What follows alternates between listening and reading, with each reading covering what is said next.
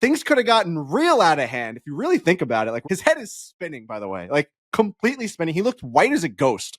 I'd never seen someone go from as cocky and confident and colorful and just like bold on Saturday to like white as a ghost. And you said puke on the ball, Trent. Like, me and like my father-in-law had my dad there. My whole family was over here. Everyone's like, this guy looks like he's gonna puke right now.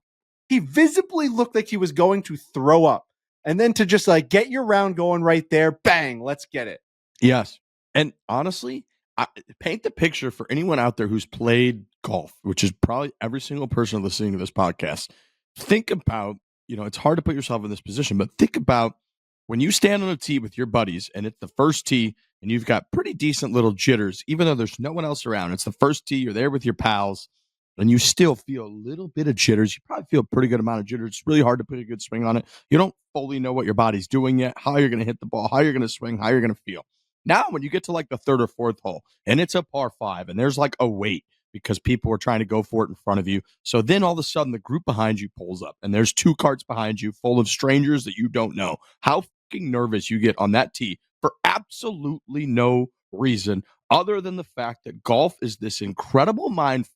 And when you can feel those eyes piercing, those eyes of strangers looking at you, you get unbelievably nervous for God knows what that reason is. Now multiply that by a trillion. You're Rory McIlroy. You're not teeing off until 2:30 in the afternoon. You're up at like 6, I'm sure, 5 in the morning with Poppy, with your wife. You've got like 8 hours to go until you tee off. You're having breakfast. You're meddling around. You're trying to watch coverage, I'm sure, to see how the ball bounces on the greens or see a couple breaks on the greens. But you can't get away from probably yourself because all they're talking about is Rory versus Bryson and all the hype and all the pressure. And I watched like 4 hours of it on this flight from St. Louis to Dallas, and they just went person after person, dude.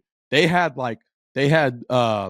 Brad Faxon was up there, and he was talking about, I got off the phone, he's Rory's putting coach. I got off the phone with Rory earlier. Rory told me that when I called him, the first voice that I heard was Poppy, and Poppy was putting, and I told him to putt like Poppy because he's trying to be more of a child. This was at like 9 in the morning. So like Rory is that far removed from teeing off, and all he's already hearing and talking about, he's got his putting coach calling him. He's got his mental coach calling him. And to go through all of that, then you come out in the very first hole, again, I can't even fathom the pressure because sitting on that airplane at 9:30 in the morning, and Roy didn't tee off till 1:30 my time, I was already nervous to the point where I was tweeting out, I'm going to puke. I'm so fucking nervous. And we're 4 hours before Rory tees off. I can't fathom being that actual human being. And then you go into the arena, and they all called it on Live From in the morning. I think it might have been our buddy Wags who was like, I think Bryson's going to play it all up. He's going to be high-fiving every fan that he sees to try to get under Rory's skin because Rory likes to be no cell phone. He talked about that. I'm not on the phone. I'm locked in. I'm focused on what I'm doing. Bryson's churching it up, playing it up, the whole thing. Next thing you know, we're 12 minutes into this endeavor, and Bryson makes par. Rory makes double. Rory hits it in that bunker on 2. Bryson makes birdie. Rory hits a dog wedge. Luckily, 2 putts, and we get to 3. And like you just mentioned, Frankie, for him to then step up and he absolutely roasted that drive, almost got up onto the green. Like he absolutely roasted that driver, and it was like skipping up the right side up to that hill, took the whole false front, rolled all the way back down.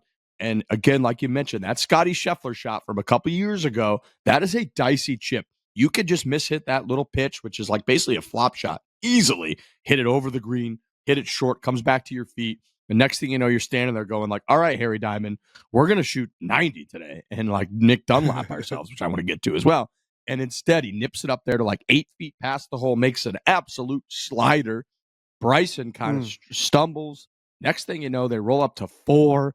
4 is maybe the hardest shot on the golf course. They put that Sunday pin right over the bunker. It was like 230 or something. And Rory hits this towering 4-iron that catches the slope, rolls back to like 6-8 feet.